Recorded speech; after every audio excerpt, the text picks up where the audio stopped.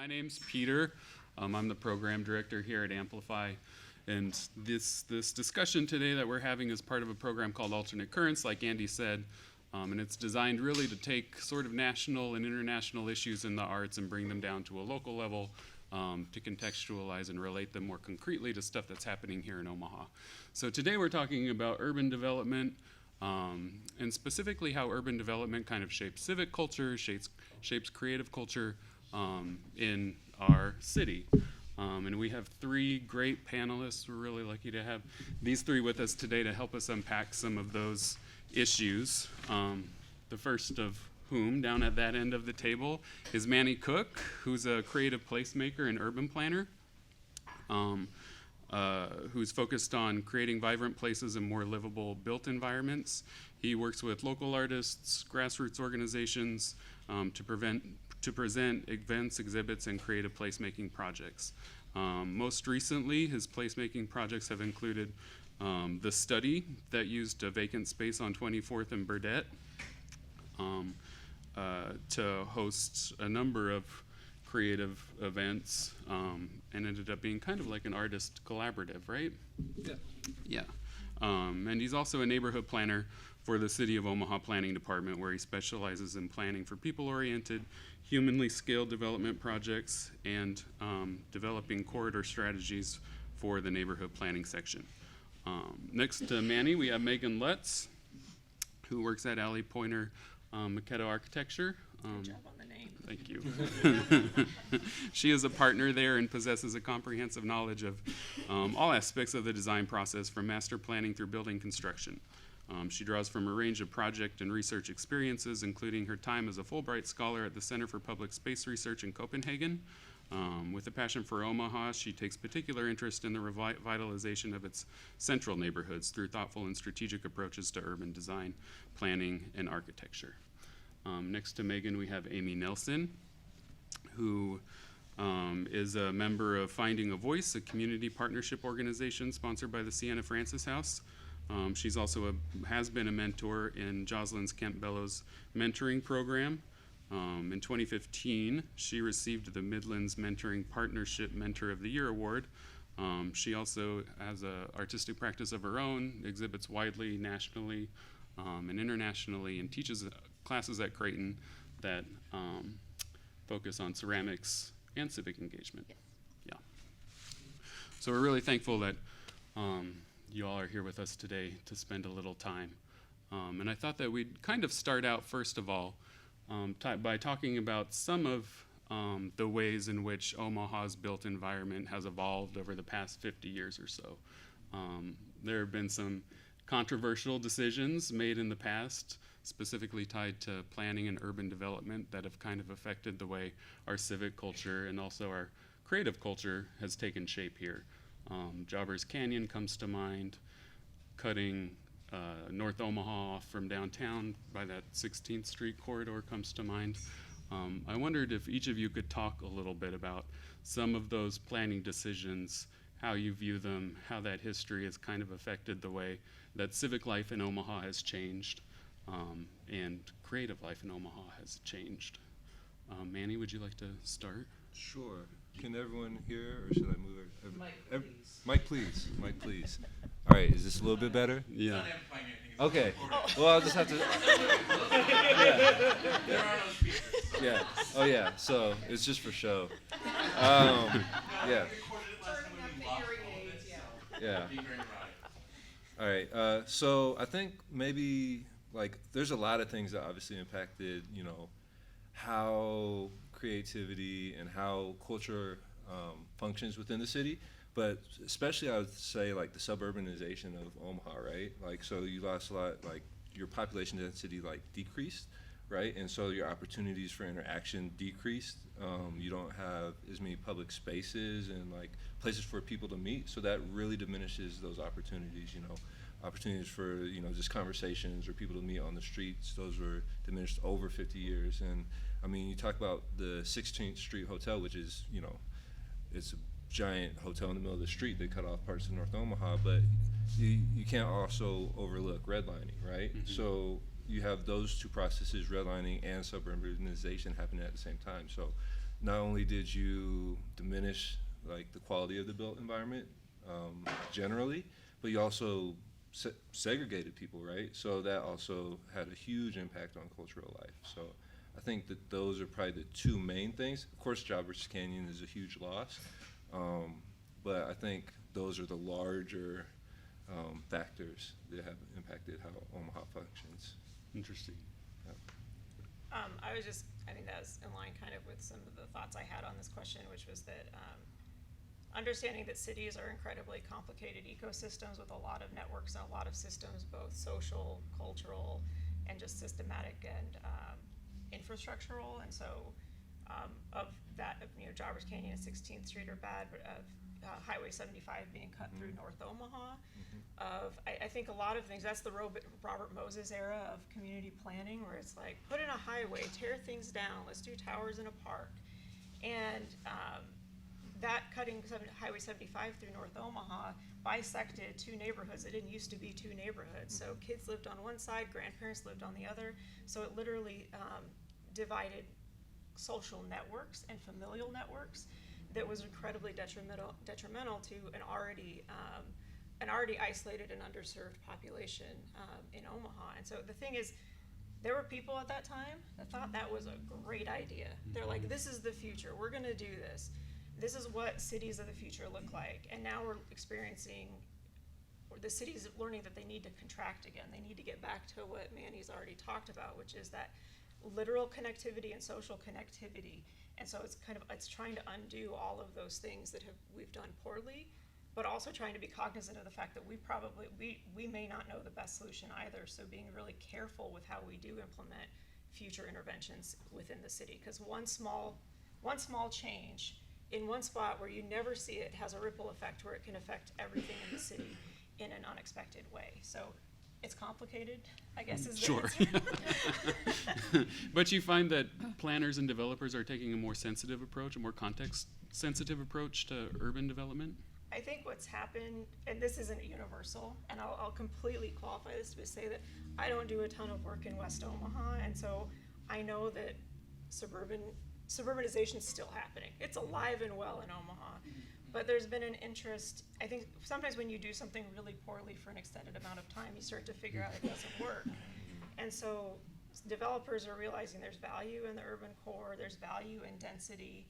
Planners are doing a good job of realizing transportation networks matter that are accessible. So there is kind of a change. Like most things, Omaha's probably a little bit behind on that. It takes a while for things to impact us and to reach us. But I think people are starting to realize that the things we lost when that transition that you mentioned happened are really valuable and necessary in daily life. So that's an optimistic view. Mm-hmm. And people are surely gonna screw things up again. But from our practice and what I've seen, I do see glimmers of hope that people are starting to realize the implications of those previous past bad decisions. So can we talk more specifically about some of the negative impacts of things like white flight and suburbanization and moving outside of these urban cores? How does that impact a city's civic culture? Well, you don't have people interacting with each other. So, I mean, when you talk about culture or day-to-day life, you've taken people out of day-to-day life in some ways.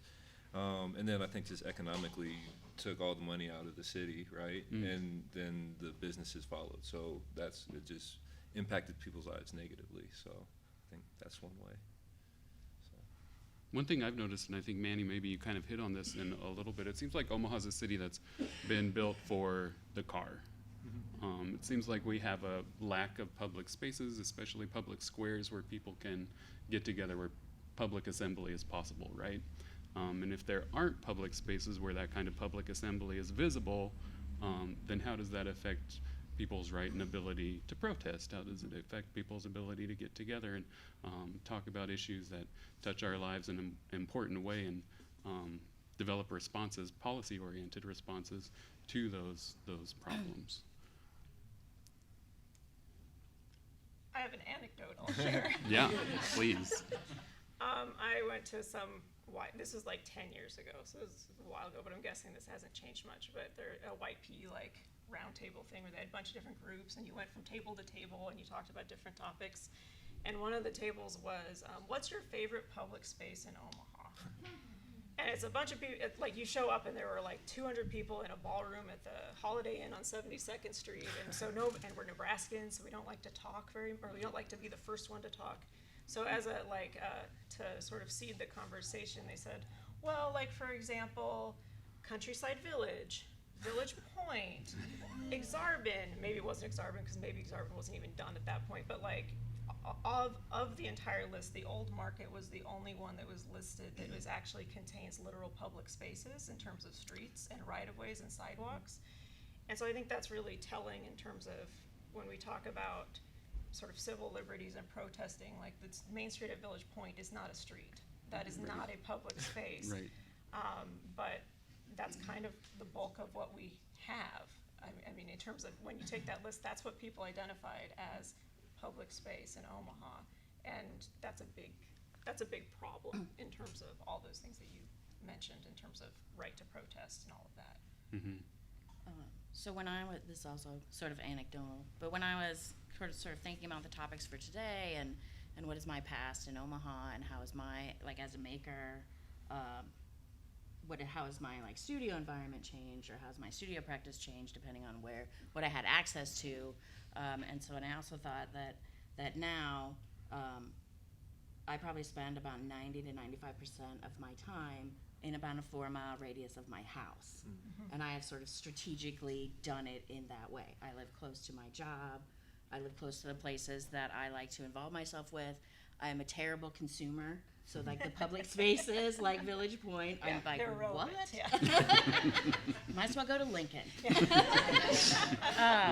So, and then just also too, in terms of like my neighborhood, like also where I've lived, like has changed. So I live on the edge of UNMC's primary campus, and so how that environment has changed, like Leavenworth neighborhood, and just like these like developments like popping up like all over, like all around, and how is that going to change my neighborhood? How is that going to change like my neighbors and their ability to pay their property taxes? Because I've even seen like property tax fluctuate over the last 10 years since I've lived, like had a home ownership, and then even just like studio spaces and things that have happened in the last 15 years, like the Hot Shops Arts Center and how it's changed that, and like there are still not affordable maker spaces for artists that you have to like cobble together and like in a super, maybe unsafe environment, Right. in order to make it happen, or just make on your kitchen table. So can you talk a little bit, Amy, about how your own creative practice responds to some of these issues of inequity that are perpetuated by the built environment? So I think over time, so I do teach full-time at Creighton University, so I have this like elusive, secure paycheck, essentially. And also a very supportive environment for my creative practice. But over time, because of changes in space and how that affected the kind of work that I could make, changed how I wanted to see myself as an artist or an active participant in my community. And so now, over the last like 5 or 6 years, being closely involved at Siena Francis Homeless Shelter and trying to make things happen there. So it's less about my own private solo moment in the studio, and my time that I used to allot to that now goes to spending time at Siena Francis, conducting creative workshops, engaging my students in what that means, and sort of understanding and knowing that community, and how people in transition, there are some amazing creative people there that don't have access to modes of that. So in terms of just how the built environment can also shape like our mental health, is kind of important to me, is becoming more and more important to me than making the object. Right. And I think it's a good example, too, of how an artistic practice can kind of center these discussions of equity and justice in the city. It makes me wonder what your thoughts are about involving artists in city planning processes and urban development schemes in more integrated ways, sort of right from the start at these projects and inceptions. Is there potential there? Do you think there are ways to kind of shape the way our city evolves in the future through involving more artists and creative people working in creative industries in these processes? I'd say yeah, because I mean, has anyone ever been to a public meeting for city planning? Oh, like a few people. Was it a lot of fun and interesting? Well, okay. Some people find that fun and interesting, but most of the time they're pretty like boring and sterile. And then, I mean, I think by introducing or like putting artists and creatives at the front of that, you have more creative conversations, and you really break out of the box of just saying like garbage and raccoons and like all these weird things that everyone deals with, but you can talk about bigger pictures and like how can we actually change our area to benefit everyone, as opposed to can we just get our garbage taken out on this day or whatever the like routine thing that often comes up. So I think that's super important for the future of the city, that we start thinking creatively about our built environment and not just about like the brass nails or that sort of thing, you know? Yeah. Are there examples in planning projects that have existed in the past or are currently in the works of where artists are playing an important role? Well, I mean, there's been quite a few artists involved in Forever North study that I'm working on right now. So for even the name Forever North came from working with artists in focus groups to talk about how do we essentially like brand this planning project, right? So it's appealing to people, so people take note of it. So it resonates with people. So it's not just the original name for it was I don't even know if I can remember, but it's like the North 24th Street Housing and Multimodal Transportation Study, and nobody Really cares. rolls Like, off the tongue. yeah, and it's like who's going and who's going to even pay attention to that, you know, in any way when it comes in the mail or however it comes to you. It doesn't impact you. So I think that's one way, and I think also, you know, just like when you talk about placemaking and public art, that's a better way of having a conversation about the built environment instead of let's come talk about like some slides and yada yada and all that sort of thing. It's better to get people out in the community and out on the street to talk about places. And I think the study specifically, if you would be able to talk a little bit more about that as an example of a project that was initiated and designed to really respond to residents' needs, neighborhood residents' needs, as opposed to, you know, big flashy sculpture that serves as a backdrop for Instagram photos, right? Right. Well, and so yeah, the whole idea for this study or for that study, Forever North, is is that what you're talking about, right? Oh, I was talking about the study. Okay, right. So for the study, it was more so like, what do you do with these? We have a lot of vacant spaces in Omaha, right? Like you mentioned, there's not much affordable artist workspace or creative workspace.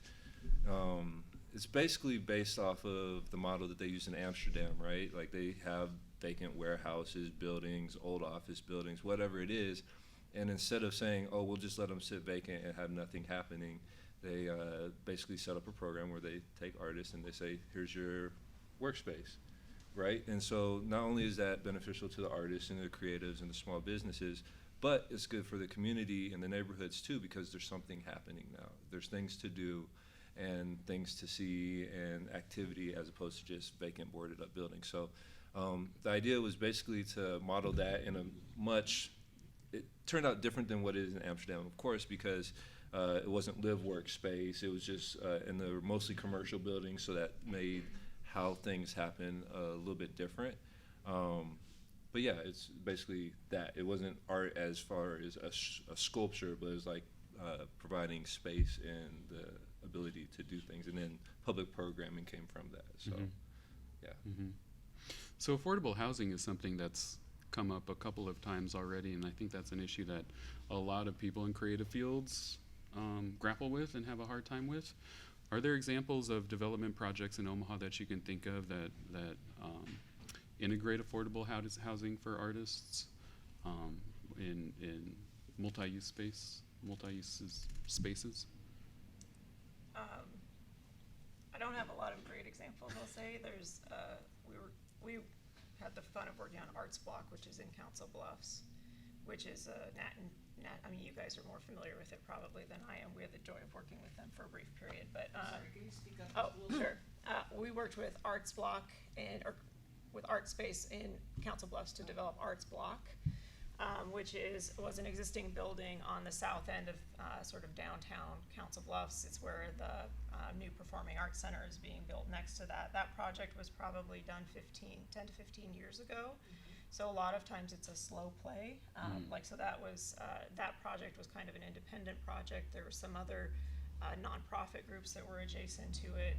And then now 10 to 15 years later, a whole development supporting the arts is going up adjacent to it. Affordable housing is an incredibly difficult thing for every population that needs it. Basically, we haven't been building enough housing, period, of any type.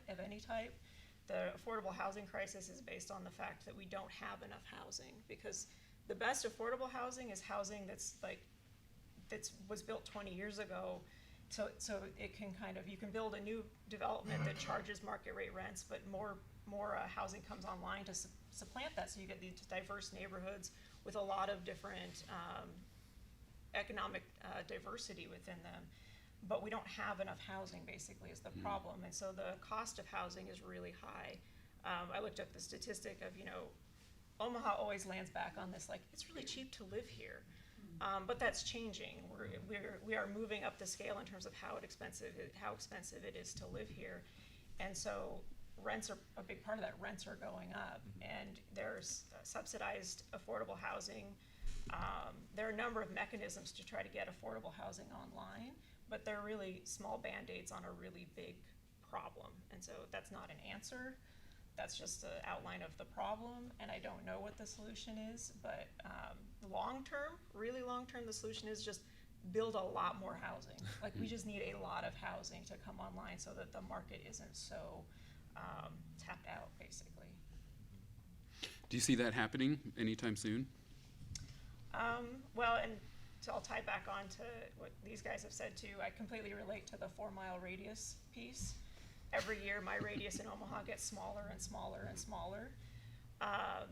And so within affordable housing, one of the other key things is, even with that whole thing of Omaha's inexpensive to live, even if our rents are lower, the problem is there's added costs on top of that related to transportation and access to services. And so it doesn't matter if an apartment's affordable if it's in the middle of a green field where you can't get anywhere from it, then it's pointless. And so 2017, for the first time in 40 years or something ridiculous, more housing units were built east of 680 than west of 680, which I think is maybe that was an anomaly. I haven't heard what the statistic was from 2018. But getting more and more of that housing closer to dense population centers within the city is a key part. And so once again, it does feel like people are realizing that densifying the core is important, but all those things are intertwined, where density allows for a robust public transportation network, and a robust public transportation network allows for density. So it's kind of a chicken and an egg thing. But it's going to take a lot of moves in a lot of different areas to make housing genuinely affordable and diverse. Do you think there are ways that a citywide cultural plan could potentially address some of those issues of affordable housing? Omaha doesn't have a citywide cultural plan, but if we did, do you think parts of it could work to kind of address some of those issues of affordability or lack of housing? Attacking it on all fronts is important. Back to your earlier question about involving artists in sort of planning processes, the truth is, the more diversity of voices you have and the more diversity of backgrounds in terms of interpreting the information you hear from people, the better. And so I would assume that a cultural plan for the city that starts to prioritize some of these less tangible things that don't show up on a developer's pro forma when they're rationalizing projects, or I think could definitely be a helpful conduit to making strides in achieving the goals that, from everybody nodding their head, I think everybody in this room at least shares for Omaha. I mean, I was looking at New York City's cultural plan for 2019, and they've dumped a record-breaking amount of investments into multi-purpose spaces that include, either project spaces for artists and creatives or living spaces for artists and creatives at affordable market rates. I think that part of the reason they did that was an acknowledgement first of the fact that there's an affordability crisis for the cultural community. And, you know, New York City is not Omaha, obviously, but I think here too there are some places where those concerns are becoming apparent. And I think, Megan, you talked about that just now.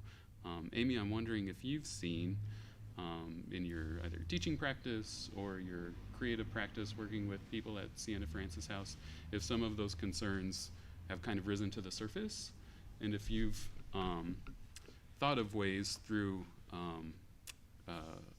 a making practice to respond to them. Go back to the question. Like specifically with lack of housing and lack of affordable housing, lack of studio space, I think is a big concern for a lot of people here. Do you see those concerns coming up with your students or other Definitely with my places you work? students. I think other artists that I know that, so going back to what you were talking about, in Council Bluffs, I do remember participating in a few of those focus groups, but at that time I was sort of in like a transition where I didn't qualify. Yeah. Like I was just enough of an income to not qualify for Yeah. that. And so then I feel like more mixed income housing would definitely help Yeah. to be more supportive. So when we're talking about maybe some things that are more successful, like the 75 North Highlander neighborhood project might have potential. Every time I go over there, I always kind of look at sort of that kind of space, and I was like, wouldn't it be amazing if I had sort of an incubator space there for community members to come, to organize, to connect that to my students, to teach them how to be like civically active in their own neighborhoods. Maybe they're not going to be professional artists, you know, maybe they have a whole different trajectory, and maybe they're not going to stay in Omaha, Right. or how that works. But I think those, which like still keeps me in my 4-mile radius. I need to stay. But I mean, in terms of that, there are still like all these sort of underdeveloped or pockets, which might not lead to displacing the current neighborhood population. I think that's a huge concern for me, like going in to invest in a particular place. I don't want to displace that neighborhood, so it would have to be being part. That's why I would want to invest in my own neighborhood that I have. Yeah, that's been in interesting. for. Can you talk a little bit more about the relationship between artists or the arts and the gentrification process? Personally, I can't, but I know that, so I'm wondering if anyone probably here might know more about how certain neighborhoods within the last, say, 10 years have really changed, especially like the Benson area, which when I was in a position to purchase a home that could include a studio space, was looking there, but couldn't find what I needed there for the price that I could afford. So, but I wonder how that whole neighborhood has changed. I know some people live there. That are in the audience. I didn't know. Is there anybody in the audience who lives in Benson? Anybody familiar with that neighborhood who's seen how housing prices have kind of fluctuated over the past 10 years? I know studio space has dramatically changed down there. I had 2 different studios in Benson right on Maple Street that were $500 a month. That was really affordable to split with a friend, and that's not happening anywhere down there now. The place that was $500 is now $1,500 to $1,800 within 5 years. Exactly. That's quite the jump. Also, I actually used to live on 52nd Street, but much like Cummings Street, Dodge Street, Northwest Radio turning into Maple, cutting through Benson. If you're on the north side of that, you're on the north side of that, and so things are different. Yeah, I think it brings up interesting questions about the reasons for which housing prices in neighborhoods fluctuate. I think there's a tendency to kind of go back to this idea that artists move in and then developers come afterwards and then housing prices go up as a result of that, which in part is probably true, right? But I think back to the point about the general lack of housing, and a lack of availability of places to live and work. I think a lot of times we forget to factor that into the equation, right? And I wonder if one of those, we can identify one of those as a bigger culprit than the other, or if it's sort of a kind of hand-in-hand situation. The lack of affordable housing being hand in hand with rent costs. Yeah, Yeah. prices increasing and seeing gentrification in It certain is- spots of certain parts of town. Gentrification's a really difficult topic because, you know, like you see a new housing development coming into a neighborhood. There is a new apartment building that is, I hope I'm not offending anybody, I won't say which one it is, but it's not a beauty to look at by any means, that went up in a midtown neighborhood recently. You can probably pick, there's probably a number to choose from that fit those criteria. And some people were up in arms about it. The people that are in the neighborhood that live there, like, I respect that immensely, but there were people from outside of the neighborhood that were saying, these are great old single-family homes, like, we can't tear this down to do that. And I understand that impulse, but at the same time, the way to get to a really vibrant, connected city is to add living units. And so sometimes two things that seem like they're on opposite sides of an argument are really intrinsically linked together. And so, you know, like in Benson, Benson is a unique neighborhood in Omaha because it's such a big sort of neighborhood business district, and most of the buildings are really small. And so one person could go in and buy that building and renovate it and open a business. So it actually did allow for this kind of granular redevelopment to happen that gives it a lot of texture and a lot of character because it hosts so many, like Benson compared to Dundee, where it's a block long and is a pretty small selection of types of businesses there. Benson has shifted obviously to more arts or more entertainment and hospitality and restaurants and whatnot, but that typology allowed that to happen. And that's both a good thing and a bad thing because the studio space got more expensive, but more businesses opened, people could live in a walkable neighborhood now. And so it's really trying to figure out how you can provide for both, not necessarily having them at loggerheads with each other. Yeah. And I think something that's interesting when you talk about displacement and gentrification and all these things is kind of back to those neighborhood meetings and community meetings, right? Like, it happens in a few places in Omaha, but it's very rare that someone's like, yeah, let's have that affordable housing come in here. Like, most of the time, people are very against it, right? So I think there's something that has to happen where we don't look at affordable housing as a bad thing, which unfortunately a lot of people do. And it ties back into, like, how do you help with cultural industries, right? Is looking at affordable housing as economic development, because who starts a business paying $1,800 in rent, right? Like, who's, like, half of that money could be your business space, or it could be, you know, other types of business expenses or art supplies or whatever you need. So I think you have to kind of change the conversation from just affordable housing to also economic development, like holistic economic development. So you have more people starting businesses and more people doing things, as opposed to, well, there's, you know, affordable housing, because a lot of people will just be against that just because they're against it.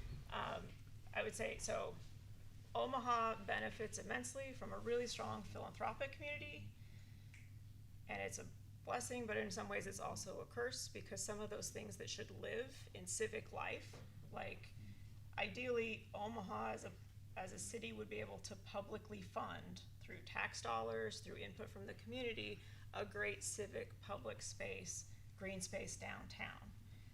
Because we do have a lot of really strong investors and philanthropic organizations, sometimes I think that becomes a little bit of a crutch where we rely on that.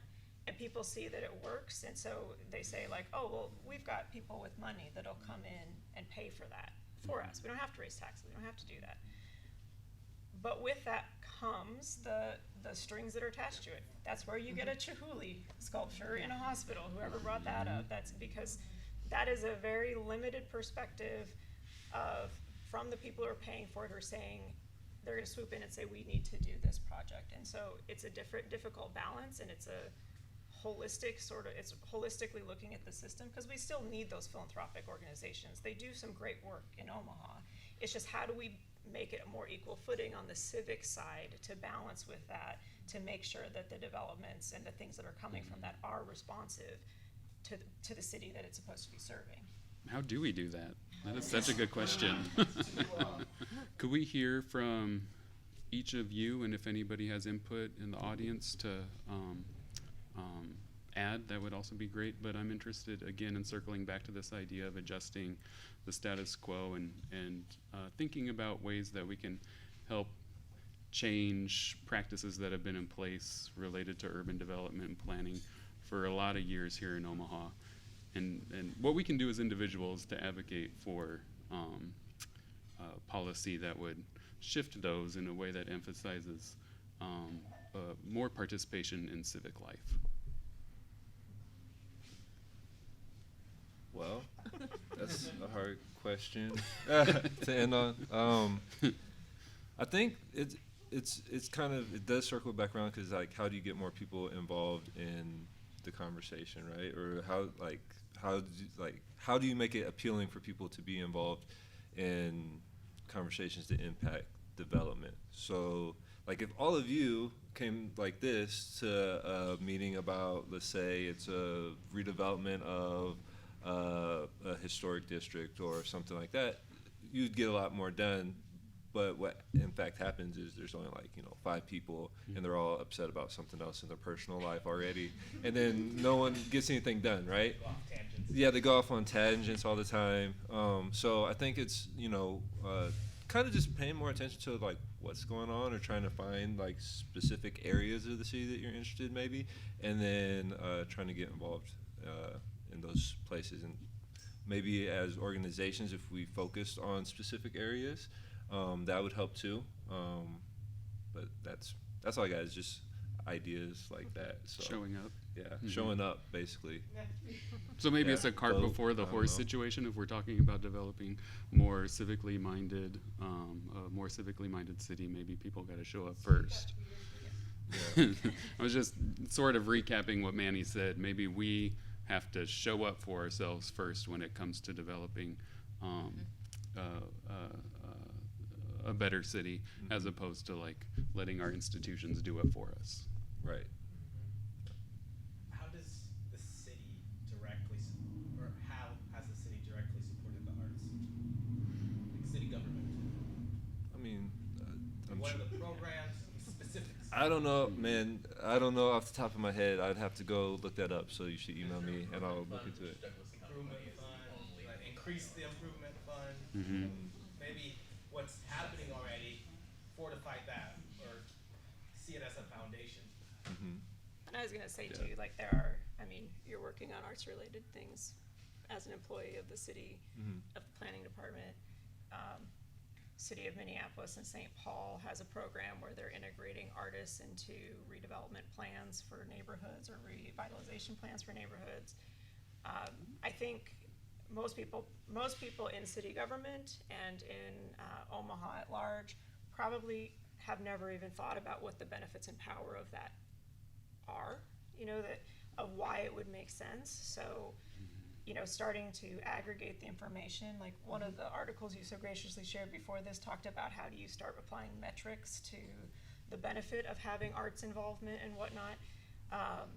So compiling that and concisely really starting to, advocate specifically on that and talking to people. People, if they hear it for long enough, they start to think like, well, one, it was their own idea to start with, but like, but of really trying to articulate what this value is and sell that to people. Cause like the city is not everybody working at the city, just met Manny today, isn't an atrocious person who's against things. Like there are great things that have come out of the planning department. There are really progressive things that have happened in the planning department. Omaha passed policies in 1987 to get rid of parking downtown and parking in neighborhood business districts. Nashville got credit for that 2 years ago, and we did it over 25 years ago. So there are good people working there.